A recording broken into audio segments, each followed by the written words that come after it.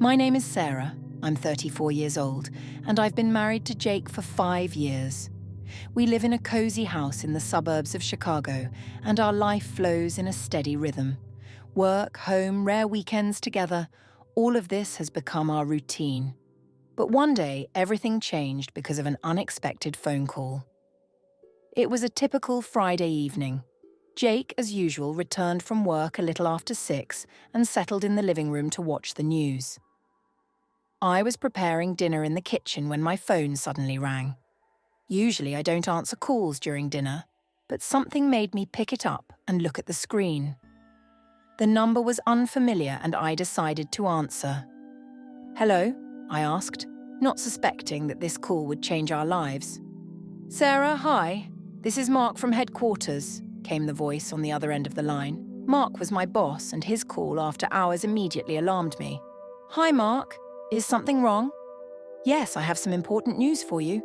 We've decided to offer you a promotion, but it involves a transfer to our new office in San Francisco." My legs gave way and I sat down in a chair. A transfer? To San Francisco? It was so unexpected. I knew our company was expanding, but I didn't think it would affect me. A transfer. But why me? I asked, trying to process what I was hearing. "You're doing an excellent job and management believes you can lead the new office. It's a great opportunity for your career, Sarah. Plus, it's a promotion. Your salary will double." Mark talked about the benefits, but my mind was already racing with thoughts about how to tell Jake. We had never discussed the possibility of moving, and I didn't know how he would react. "I understand. This is all very sudden. Can I have some time to think about it?" "Of course, but we need a decision within the next few days. If you have any questions, call me anytime." I thanked Mark and hung up. My heart was pounding. This was a huge opportunity for me, but what would Jake say? I went back to preparing dinner, trying to calm my shaking hands. When we sat down to eat, I noticed Jake was lost in his thoughts. He noticed my anxiety and asked, "Sarah, are you okay? Did something happen?" "Jake, I need to tell you something," I began, taking a deep breath. "Mark from headquarters called today. They're offering me a promotion, but it means moving to San Francisco." Jake looked up from his plate and gazed at me intently. "A promotion? In San Francisco? That's serious, Sarah. What are you going to do?" I took his hand in mine and replied, "I don't know, Jake. It's a huge opportunity for me, but I don't want to make a decision without you. We need to discuss this together." Jake nodded, thoughtfully looking at me. "Sarah, I understand how important this is for you. You've always been ambitious and driven, and I'm proud of you for reaching such heights." I felt a wave of relief hearing his words. "But what about us?" I asked, trying not to reveal my anxiety. "How will we maintain our marriage at a distance?" Jake took my hand and smiled. "We'll manage, Sarah. I believe in us. We can call each other every day, have video calls, and plan visits. It won't be easy, but I'm ready to support you in everything." His support gave me confidence that we could handle this situation. At that moment, I realized I didn't want to miss this opportunity out of fear of separation. "Thank you, Jake," I said, feeling tears of joy well up in my eyes. "I'm so grateful for your support. I'm accepting the transfer." We hugged, and I felt the weight on my shoulders gradually lift. The decision was made, and now I had to prepare for a new chapter in my life. The move to San Francisco happened faster than I expected.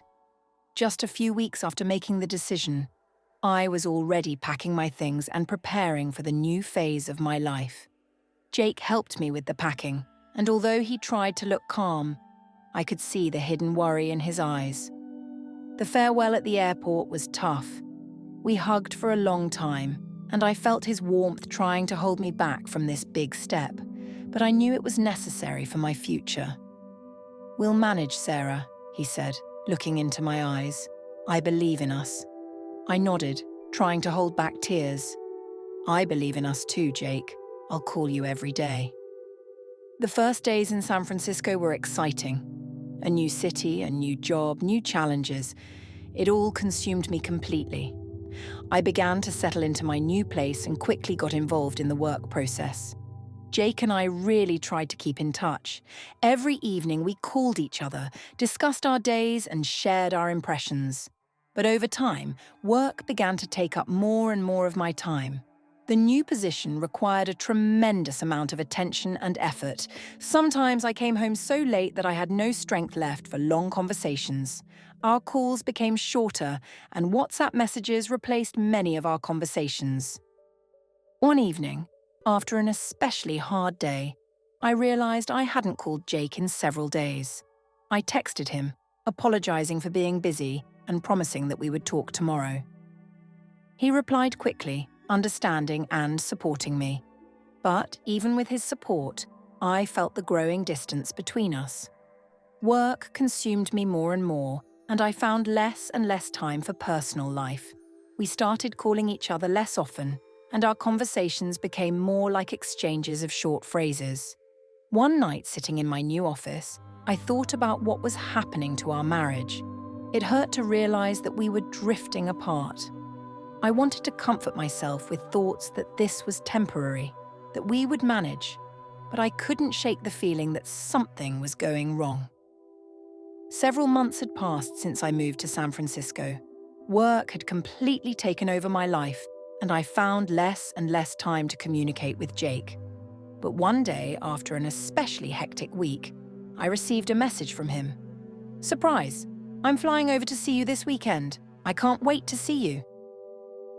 I was thrilled and eagerly awaited his visit. I spent the entire day preparing for his arrival, cleaning the apartment, and planning our weekend. But that same evening, there was a knock on my door. It was Tom, my colleague. He had come over to discuss an important project we hadn't finished at work.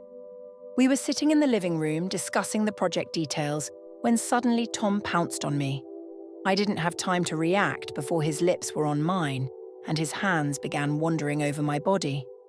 A thought flashed in my mind that this was wrong, but I couldn't stop myself. It had been a long time since I had any intimacy, and my connection with Jake had weakened significantly.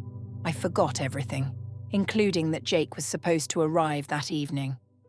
Soon we were in the bedroom, completely naked. Tom was roughly pushing me to my knees, and every contact was accompanied by loud slaps. I fully gave in to what was happening, forgetting all my problems and obligations. Meanwhile, Jake, who had decided to surprise me, was already approaching my apartment. He wanted to arrive earlier to delight me. As he approached the door, he heard strange sounds coming from inside. Opening the door, he slowly walked to the bedroom and saw what was happening inside through the crack. Tom was handling me roughly, and I, completely naked, was on my knees before him. Jake took out his phone and started recording, capturing bodies clashing. Tom, unaware of Jake, continued his actions and eventually finished on my face. Jake struggled to hold back from storming into the room and beating us both. He was consumed by rage and disgust, but decided to gather evidence first. After Jake made the video, he quietly left the apartment, trying not to reveal his presence. He was furious, but he understood that he needed to act cold-bloodedly. His primary task was to gather evidence of infidelity to use it for the divorce. Jake headed to a hotel where he had booked a room in advance to prepare for the next step. He watched the video over and over, unable to believe his eyes. Pain and disgust overwhelmed him, but he knew he had to act decisively. The next day, Jake hired a lawyer and presented the video as evidence for the divorce. The lawyer was shocked by the material but agreed to help. Together, they developed a plan of action to protect Jake's interests. Initially, Jake wanted to send the video to my parents and colleagues to maximize the impact on me and show how deeply I had betrayed him. But after much contemplation, he realized he didn't want to stoop to that level. Despite all the pain, he knew he had to maintain his dignity and act wisely. Instead, he decided to talk to my parents in person. He called them and arranged a meeting. When Jake arrived at my parents' house, he was tense but determined to tell the truth. They greeted him warmly but immediately sensed something was wrong. "Jake, what's happened?" "You look troubled," Mrs. Parks said, looking at him with concern. Jake took a deep breath and began to speak. Mr. and Mrs. Parks, I'm very sorry to say this, but Sarah and I are getting a divorce. My parents were stunned. Mr. Parks frowned, and Mrs. Parks covered her mouth with her hand. But why? What happened? Mr. Parks asked, trying to understand the situation. Jake decided to be honest, but without unnecessary details. Sarah was unfaithful to me with her colleague. I discovered it by chance and gathered evidence. I know this is shocking news, but I couldn't continue living in deceit. Mrs. Parks began to cry, and Mr. Parks looked distraught. We are so sorry, Jake. We never expected this from Sarah. You've always been like a son to us, Mr. Parks said, trying to comfort his wife. Jake nodded, feeling he had done the right thing by telling them the truth. Thank you for understanding. I know this is hard for all of us, but I believe we will get through it. I hope you can support Sarah during this difficult time, as I will try to find the strength to move on. After this meeting, Jake felt some relief. He knew he would face many challenges, but he was ready for them. After meeting with Sarah's parents, Jake felt some relief, but the anger and betrayal still boiled inside him. He knew he couldn't just let it go. Revenge wasn't in his nature, but what had happened shattered his trust and peace of mind. He decided that Tom had to be held accountable for his actions. Jake began planning his revenge. He knew that Tom was married and understood that exposing his infidelity could ruin his life, just as Sarah's betrayal had destroyed their marriage. Jake decided to gather all possible evidence to expose Tom. He hired a private investigator to follow Tom and gather information about his personal life. Jake wanted to know everything: where Tom lived, where he went, who he met with. He understood that to succeed, he needed to have a complete picture. The investigator worked quickly and professionally. Soon, Jake received the first results of the surveillance. Tom often met with other women, not just Sarah. He had several mistresses and led a double life. This gave Jake additional motivation. He realized that Tom had not only destroyed his marriage, but also deceived his own wife and many others. Having gathered enough evidence, Jake began to develop a plan to use it. He decided that the best course of action would be to expose Tom to his wife, Emily. He knew it would hurt her, but he also believed she had the right to know the truth. Jake contacted Emily and asked for a meeting. He said he needed to discuss something important regarding her husband. Emily was surprised but agreed to meet. At the meeting, Jake tried to be as tactful as possible. Emily, I'm very sorry that I have to do this, but I feel you deserve to know the truth. Tom is cheating on you, and I have evidence, Jake began, handing her a folder with photos and reports from the investigator. Emily opened the folder and her face turned pale. She looked through all the documents and photos, her hands trembling. I can't believe this, she said quietly. Is this all true? Unfortunately, yes. I understand how painful this is because I've been through it myself, Jake replied. But you deserve to know the truth. Tom is deceiving you and many others. Emily was silent for a long time, contemplating the information. Then she looked at Jake with gratitude. Thank you for telling me this, she said. I need time to think about everything. Jake nodded and left her to her thoughts. He knew his revenge had succeeded. The truth was now out, and Tom would have to face the consequences of his actions. After Jake told Emily about her husband's infidelity, she was devastated. She couldn't believe that Tom, her husband, had been living a double life. Her world collapsed in an instant, but Jake was there to support her. They spent a lot of time discussing what to do next. Emily was in deep shock and didn't know how to cope with the pain. Jake felt her suffering and decided he needed to offer her a way that might help her get through it. He proposed something that seemed logical to him at the moment, to get revenge on their spouses.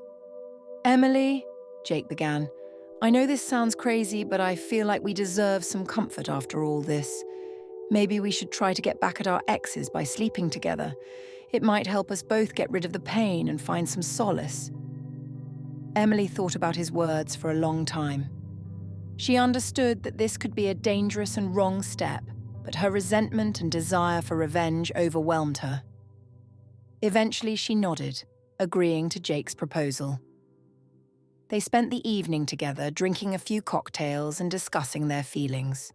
The atmosphere between them heated up, and soon they were in each other's arms. Their union was passionate and animalistic. Jake kissed her fiercely, his hands sliding over her body, causing a wave of arousal. When they found themselves on the bed, Jake began to squeeze Emily's neck, his eyes piercing into hers. Emily breathed heavily, her heart pounding wildly. She felt his fingers tightening around her skin, and it excited her even more. Jake looked down at her, his voice low and husky. "You're my dirty girl," he whispered, tightening his grip on her neck. "Say it." "I'm your dirty girl," Emily whispered back, her voice trembling with arousal. Jake continued to dominate, his movements becoming more intense. Emily felt her body quiver with pleasure and pain. She gave herself fully to him, forgetting everything else. When they finally reached their climax, their bodies were covered in sweat, their breaths heavy and ragged. It was a night full of passion and revenge, and they both enjoyed it. They decided to continue the relationship after they separated from their spouses. After that night with Jake, Emily returned home with new thoughts and decisions. She realized that her marriage with Tom was completely destroyed, and now she needed to move on. Jake also decided to leave the past behind and start a new life. A few days after their passionate night, Jake decided to complete his revenge plan. He understood that he needed to show Tom the consequences of his infidelity. Jake sent the video of his night with Emily to Tom, signing the message, "Now you know what it feels like to lose everything because of betrayal." But he didn't stop there. Jake sent the video to me as well. When I opened the file, my heart sank. On the screen were Jake and Emily in a passionate union, his hands wandering over her body. Then he began to squeeze her neck, his eyes piercing into hers. Emily breathed heavily, her heart pounding wildly. She felt his fingers tightening around her skin, and it excited her even more. Jake looked down at her, his voice low and husky. "You're my dirty girl," he whispered, tightening his grip on her neck. "Say it." "I'm your dirty girl," Emily whispered back, her voice trembling with arousal. Jake continued to dominate, his movements becoming more intense. Emily felt her body quiver with pleasure and pain. She gave herself fully to him, forgetting everything else. At the end of the video, Jake finished on Emily's face, just as Tom had done to me. I felt a surge of rage and humiliation. He had found a way not only to ruin my life, but also to demonstrate how deep his betrayal ran. During this time, working in my new office in San Francisco, I began to notice changes in my colleagues' behavior toward me. I couldn't understand why they started avoiding me and looking at me suspiciously. Soon, management called me in for a meeting. "Sarah, we've received complaints about your behavior. Your colleagues have reported unacceptable actions on your part. We'll have to conduct an investigation," my boss said with a serious look. I was stunned. I couldn't understand what had happened and what complaints there could be against me. A few days later, I was called in again and informed of the decision to terminate my employment. It was a real blow to me. "But why? What did I do wrong?" I asked, not believing my ears. "Sarah, we have evidence of your infidelity and unprofessional behavior. We cannot allow such things to happen in our office," my boss replied, handing me the documents with the investigation results. I realized that Jake had found a way to ruin my life. I had lost not only my husband, but also the job I loved. My career was destroyed, and now I had to start over. Meanwhile, Jake began his new life. He moved to another city, found a new job, and started building his career from scratch. He felt that he had done the right thing by exposing the betrayers and starting with a clean slate. Emily, in turn, also decided to divorce Tom. She could no longer live in deceit and decided she deserved better. Their marriage was destroyed, and Emily started a new chapter in her life, freeing herself from the past. Thus, each of them began their journey anew, leaving behind the pain and betrayal. Ahead of them were new challenges and opportunities, and they were ready to embrace them with open hearts. Years had passed since Jake and I went our separate ways. My life had changed drastically, and not for the better. After losing my job in San Francisco, I had to return to New York and start over. I tried to find a decent job, but my reputation was ruined, and I had to settle for low-paying positions. Today, I work at a small cafe in Central Park. The job isn't easy, but it allows me to make ends meet. Sometimes I think about how things could have been different if I hadn't made that terrible mistake. One day, during my lunch break, I was sitting on a bench in the park, enjoying the peace and quiet. It was my favorite place to escape from daily worries and get lost in my thoughts. I looked up and saw a familiar figure approaching me. It was Jake. My heart skipped a beat. I hadn't seen him in years and I didn't know how he would react to my presence, but I couldn't look away. Our eyes met and time seemed to stand still.